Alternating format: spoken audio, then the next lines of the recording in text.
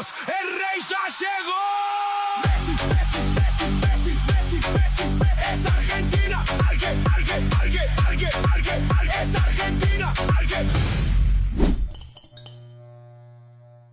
სოფლიოს დღიურები ეპიზოდი მე-4 ჩვენი საუბარი სოფლიო ჩემპიონატის შესახებ გრძელდება, ასევე მიმდინარე მოვლენების მიმოხილვა. დამთავრდა მეორე ტური სოფლიო ჩემპიონატზე, უკვე რაღაცნაირად ჩვენი მოლოდინით თანდათანობით გამართლდა. ის ვინც პირველ ტურში გამოიჩინა თავი, მეორეში თანდათანობით თითქოს გაფერხალდა, ხოლო პირიქით, ვისაც საკმარისად არ შეეწყო კოჭებში პოტენციალი, მან რაღაცნაირად გამოავლინა თავისი შესაძლებლობა უკვე მეორე ტურში. თქვენ რა შთაბეჭდილება დაგჭირთ? ანუ ეხლა ამ ვითარებისთვის უკვე თანდათანობით მესამე ტურიც იწყება. ამ ვითარებისთვის შეიძლება თუ არა უკვე რაღაც გამოკვეთილ ფავორიტთა კალათაზე ლაპარაკი. პრინციპში ფავორიტებმა ნელ-ნელა პრაგმატული თამაშიდან დაწყებული თავი გაამართლეს და გამოაჩინეს, ასე ვთქვათ, ფხა. მეორე ტური ზოგადად საინტერესო იყო იმ თვალსაზრისით, რომ გაამართლა რამდენიმე გუნდმა, რომლის თამაში შეიძლება არ მოწონდათ, რა ვიცი, პორტუგალიას მიაკუთვნებ მაგათ? პორტუგალიას მიაკუთვნებ მაგ გუნდებს? პორტუგალიას მძიმე თამაში ექნება ისევ კოლუმბიასთან, როგორც თავიდან თქვი. და არ ვიცი, ეგრე არ გაუადვილდება ყოველთვის. ხო, ეხლა უზბეკეთთან გაიტანა გოლები. უზბეკეთთან ხო, ძალიან. ანუ ხო უზბეკეთს უცხოელი მწვრთნელი ყავს და ამიტომ ვერ გახდება მსოფლიო ჩემპიონი, ხო? მარტო მსოფლიო ჩემპიონის გასვლა ზოგადად მე მგონი რომ კანავარო რასუშველი და ეხლა მაგათ ხო? კიდევ ერთი უცხოელი მწვრთნელი რომელმაც საშირად წელი დაეტოვებინა თემურ კაპაძე ჯობდა ალბათ ხო? მონტელამ ჩაფლავა საშირად თურქეთის ნაკრები ერთ შეხვედრის წინვალი უნდა იყო მაგრამ აი 62 ჯერ დაარტყეს და ვერც ერთი გოლი ვერ გაიტანეს. ინგამ 7 ჯერ ისროლოდა. ხო. ყველა აცილობდა გავრცელდა სააცილო მემი Pulp-Fiction-დან რო შევარდება ის ტიპი ოთახში და მათ რო ეს დააცლით მთელი იმას. კლიპი გავრცელდა ხო. ძალიან სააცილო იყო და ხო, თურქეთი არის უკვე შემდგარი იმედგაცრუება, მაგრამ თანდათანობით მაინც მიუხედავად იმისა, რომ უზბეკეთს შეხვდა თუ რას შეხვდა, ჩვენ უყურებთ ხოლმე თამაშს, ხო? აი როგორ თამაშობს, როგორ აჩვენებს პოტენციალს. მე მაინც მომეჩვენა, რომ პორტუგალიისთვის აი ეს შენ ზუსტად პრინციპში იგივე დაწერე, რომ უზბეკეთს ხა მოუგებენ, რონალდო გოლებს გაიტანს, მართლაც გაიტანა, მაგრამ შემდეგ მატჩის შემდეგ ინტერვიუში პირდაპირ შეეტყო, რომ ის ვერ ხვდება მთავარ განსხვავებას, რას ნიშნავს ლიდერობა ამ ასაკში, ახალი ფუნქციის გამოგონება, ანუ რაც მესი გააკეთა, თავიდან გამოიგონა და ნაკრებს შესთავაზა ეს ფუნქციონალი არა მარტო მის შესაძლებლობა. მთელი პარადოქსი სწორედ იმაში მდგომარეობს, რომ მე ვაკვირდებოდი მგონი წინაზე ვახსენე კიდევაც, რომ პირველი თამაშის წინ არგენტინის ნაკრების შემთხვევაში მოლოდინი იყო, რომ აი ეს 200-ს გააკეთებს და ეს იქნება მაქსიმუმი მესისთვის, იმ თავის ფუნქციასთან ერთად. და ირონიულად ხდება პირიქით, რომ არა მარტო ის თამაშს ქმნის, არამედ გოლებიც გატანაც მას უწევს, ხო? ხო, ეს ძალიან მოულოდნელი. რაღაცაა ზავანდა. ორი გოლი შეაგდო რონალდო, მაგრამ კიდევ მინიმუმ ორი მომენტი გაახუჭა. ანუ ესეთ 4 უნდა გაეტანა და ადრე გაიტანდა, ადრე 4 მომენტიდან 5 გაიტანდა ხო? ეს ხოთაშორის ძალიან კარგად, აი ეს სურათი ეს განსხვავება ძალიან კარგად ესადაგება იმ მთლიან ვითარებას რაც სოფლიოშია, ხო, იმიტომ რომ ეხლა ჩვენ სადაც ვიმყოფებით ძველი წესრიგის რღვევისა და ჯერ არ დაბადებული ახალის პირობებში, ჩვენ ვხედავთ აი ამ თაობას, ხო, ადამიანები, რომლებიც ახერხებენ მიიყვნენ დროის ცვლილებას, იმიტომ რომ ეს არის რეალური ხდებიან, ასაკი გემატება, რაღაც ადაპტაცია განიცადა და მოერგო და მეორეს მხრივ ადამიანები, რომლებიც ჯიუტად რჩებიან როლში, არიან სულ ახალგაზრდები. ხო, აი, მაგითო შევადარე წინაზე, რომ რაღაც ანუ როლში თიკოს არაფერში. რომ სულ ახალგაზრდა, სულ ხოძე, მაგრამ ნელ-ნელა ჩვენ ხვდებით, რომ აღარ არსებობს ეგ შესაძლებლობა. ანუ დრო არის ულმობელი, დრო რაღაცნაირად ესე გადის. და უცებ ჩვენ ხედავთ რაღაცა სხვა ქვეყნებს, ფენომენებს ირანმა გამოიგონა ომის ახალი წესი პრაქტიკულად. ხო, მან აჩვენა და როგორ შეიძლება შენ დაზარალდე, დაგხოცონ, მაგრამ მაინც გაიმარჯვე, იმიტომ რომ აჩვენო რაღაც კრიტიკულ ადგილებში, კრიტიკულ მომენტებში ეს მედეგობა, ხო, ეს არის რაღაცა გამოუშვა, მაგრამ სტრატეგიულად, ხო, წინააღმდეგობა. ამიტომაც სიმბოლური იქნებოდა და არ ვიცი რას გვეუბნება ჩვენი მატრიცა, რომ ძალიან საინტერესო იქნებოდა, რომ დაჯდეს ისე სქემა, რომ ირანს და ამერიკას მოუწიოს ერთმანეთთან თამაში. ხო, ну თავიდან რაც თქვით, სულ თავიდან თქვით, რომ მეორე ადგილზე რო გავიდნენ ორივე, პირდაპირ ეჯახებოდნენ ერთმანეთს. ეხლა ასე ვთქვათ, თუ მეორე ადგილზე ვერ გავა ორივე, აცდებიან ერთმანეთს, მაგრამ მაინც შესაძლებელია რომ ერთმანეთს. და თუ ეს მოხდა, ერთხელ იყო და საფრანგეთი გახდა მეორე ჩემპიონი. ხო. ვთქვათ მაგაში. იყო ეგეთი სიტუაციებიც, ხო. მაგრამ ყველაზე მთავარი ზუსტად ის არის, რომ მატრიცამ რაც თავიდან თქვა, მეორე თამაშიდან დაწყებული სტრუქტურული პრობლემები, რომელიც გუნდებს დასაწყისში ჰქონდათ, ნელ-ნელა გადის, ასე ვთქვათ და აღარ არის კლიმატის, ცირკადული რითმის რაღაცა მომენტები ქრება. არსებობს რაღაცა ასაკი, აი ის ძალა, გამძლეობა მაინც გადამწყვეტ საჩვენებს და ის პოტენციალი, რომელიც ამათემ გუნდს გააჩნია. ერთ-ერთი ესეთი არის, თქვათ, ბრაზილია, რომელმაც თავიდან არ იყო შთამბეჭდავი, ძალიან ბევრი მემი მას ცალდება, ხო, რაღაცა ძველი ვეტერანები უყურებენ ტრიბუნიდან, ეს არის კაშკაშკა ვარსკვლავები და უცებ მოედანზე გაიხედავ და იქ ვერაფერს ვერ ხედავ. ძალიან პრაქტიკულად იმნაირი ვეტერანი ნეიმარისა და ვინისიუსის მეც. ანუ, მაგრამ ვერ ვიტყვით, რომ ეს ბრაზილია შეიძლება იყოს უბრალოდ მხოლოდ იმიტომ, რომ ბრაზილია ქვია ხელწამოსაკრავი, ხო? ანუ მარა განსხვავებულია ძალიან, ხო? ანუ ხედავთ რა პოტენციალს რომ შეიძლება შეცვალოს. აშკარად ეთყობა გუნდს ანჩელოტის ხელი, ხო? უფრო ბევრად უფრო ევროპულ ფეხბურთს თამაშობს, ვიდრე როდისმე ჩვენ ბრაზილია. უნივერსალურ ფეხბურთს თამაშობს. ხო. მაგრამ მაინც აკლია ვარსკვლავები. ლიდერი აკლია, ანუ ერთი ლიდერი აკლია ყველაზე მეტად. და რამდენი მომენტი რაც გამოიკოთა შოტლანდიას და ჯერ შოტლანდიელების უთავობის გამო გაიტანეს ეს გოლები თითქოს.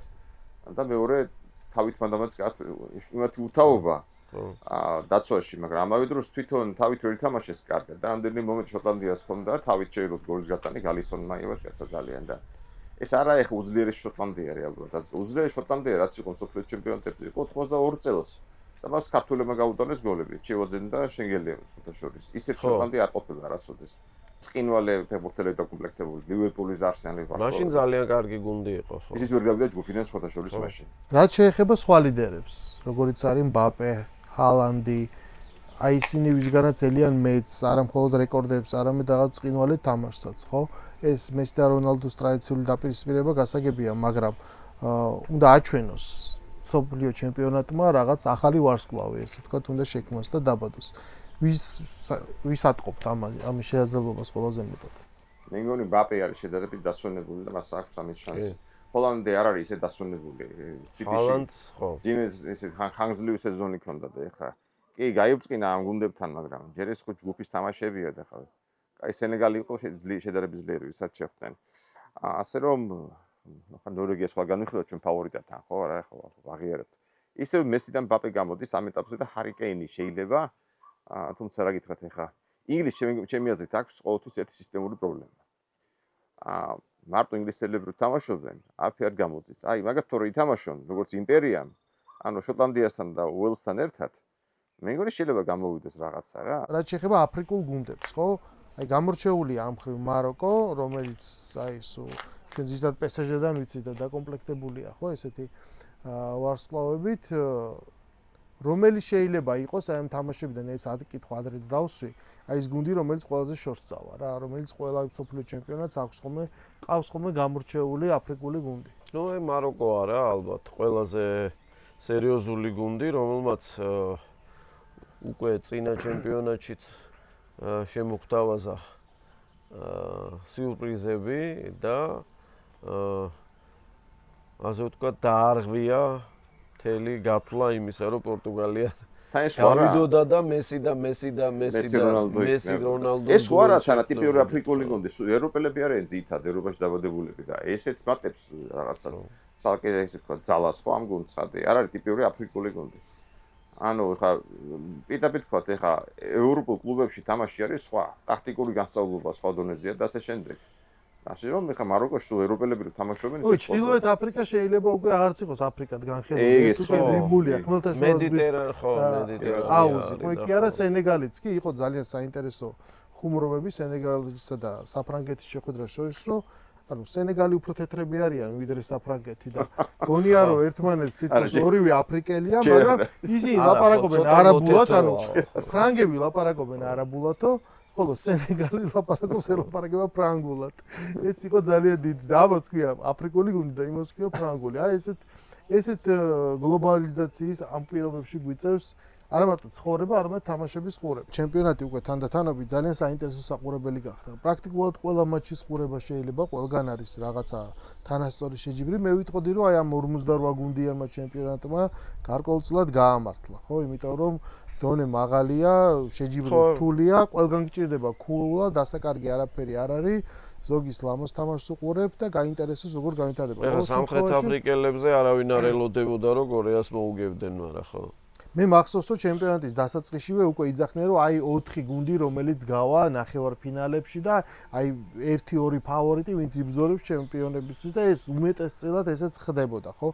ეხლა ეს უკვე პრაქტიკულად ურთულესია ამის თქმა, რა როგორ წავა და რა იქნება მეოთხედფინალში თუ ნახევარფინალში თუ მით უმეტეს ფინალში. ანუ ყველაფერი დამოკიდებული არის დღეს როგორ მართავს გუნდი და ძალიან ბევრ სხვადასხვა ფაქტორზე. ჩვენ პრაქტიკულად უყურებთ როგორც ჩვენს პლატფორმას, სადაც ჩვენ გვიყურებთ საქართველოს 3-0 ქვია, ჩვენ უყურებთ მესამე თაობის ფეხბურთს, ესე ვთქვათ. ანუ შეიძლება ითქვას, რომ 1970-მდე ეს არის სრულიად სხვა ფეხბურთი, რომელიც ცალსახა გამარჯვებული გახდა ბრაზილიის ნაკრები და დახურა მან ეს ფეხბურთი. ამის შემდეგ იწყება სხვა ფაზა, ტოტალური ფეხბურთის, რომელიც ჩემი ვარაუდით დამთავრდა სადაც 1994 წელს, აი ამ პერიოდში, ძირითადად როცა მარადონა თამაშობდა და ამ მათ ჩემპიონობა ეს იყო, ეს არგენტინული ფეხბურთი იყო რაღაცა, მაინც გამსაზღვრელი. იტალიაში ბევრი თამაშობდნენ სერია, მაშინ მოწინავე იყო, მაგრამ ეს არის წარმოუდგენელი უხეშობა, მაინც ფეხბურთი გახდა დინამიური, ესეთი ტოტალური, ძალისმიერი, მაგრამ ძალიან მკაცრი. ხოლმე მაშინდე 90-იანებში ამ პრემიერ ლიგას შევხედოთ, ან სხვა თამაშებს, იქ გადარჩენა არის შეუძლებელი. ამიტომაც ახლა ბევრი ეპიზოდს აჩვენებენ ხოლმე, სადაც მარადონა თამაშობს, რომელსაც, საშინელ ვითარებებში უწევს თავის გადარჩენა. იმ ფეხბურთელს რო ახლა ეთამაშა, სულეც ხომოცემულობა იქნებოდა და ეს არის შემდეგ უკვე 90-იანების შემდეგ, აი 98-დან დაიწყო გამკაცრება, წესების თამაში, ფეირპლეი ბევრად დაინერგა და ჩვენ ახლა ვხედავთ სრულიად სხვა ტიპის ფეხბურთს, ხო პრაქტიკულად, ანუ რაღაც მესამე თაობის ფეხბურთია და მაგას ვიძახი რომ როცა გადავა ეს თაობა, რომელიც ჯერ კიდე იმ ძველი ფეხბურთი ახსოვს, ქცევაშიც ესეთები არიან ეს ხალხი, ხო? ახლა მესის რაც აქვს ის მოგზალებულობა და რაღაც გამოყოლილი, ეს კიდე არის იმ დროინდელი უნარჩვევები, როცა არ არსებობდა smartphone-ი, როცა არ არსებობდა ეს ონლაინ სამყარო, როდესაც ძველი Manchester United-ის ძველი გასახდელი, ხო, სადაც პირველად ერთი ფეხბურთელი ყურდა, ტელეფონი რო ამოვიყედა, რომ შემხედაო, რა ქვია. არა, კაპიტანი კაცო. კინმა? კი, როი კინმა რო შემხედაო, ეგრევე საწამლო აღარ ვიცოდი, იმიტომ რომ იქ ეგეთი წესები არ იყო. ეს თაობა რაღაცნაირად წავა და ჩვენ მივიღებთ შემდეგ უკვე სრულიად სხვა ახალგაზრდა დინამიურ და ამ წესებზე მორგებულ ფეხბურთს. ხო, მაგრამ ანიშნავს უკეთეს ფეხბურთს მივიღებთ. ხო. არც იმას ანიშნავს, რომ შეიძლება უარესი მიიღო, იმიტომ რომ ყოველ წელს ჩვენ უყურებთ რაღაცას, ყოველთვის, ანუ ბურთი მაინც მრგვალია, რა ნებისმიერი ფორმატი მაინც გულისხმობს იმას, რომ შეიძლება დაიბადოს ფენომენი. ფაქტია, რომ დღევანდელი ფეხბურთში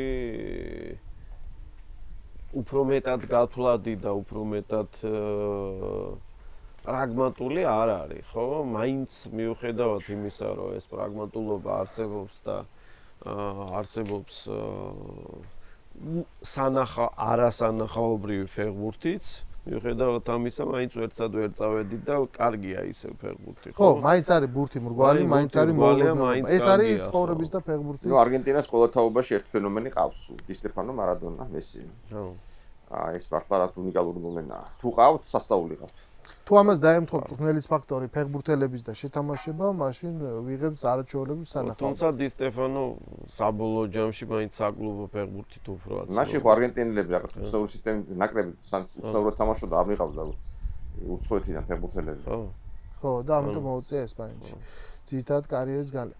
კი ბატონო, ჩვენი ეს ეპიზოდი შეგვიძლია დავასრულოთ ჩვენი ეპიზოდების ყურება შეგიძლიათ პლატფორმაზე საქართველოს 3.0, სადაც ასევე გადის ჩვენი პოდკასტები, ვრცელი ისტორია და ეკონომიკა მოკლედ, მამუკა მახათაძესთან და თორნიკე შარაშიენძესთან ერთად. გამოიწერეთ ჩვენი YouTube არხი, მოიწონეთ ჩვენი გვერდები სხვადასხვა სოციალურ ქსელში და გვადევნეთ თვალყური. World is one.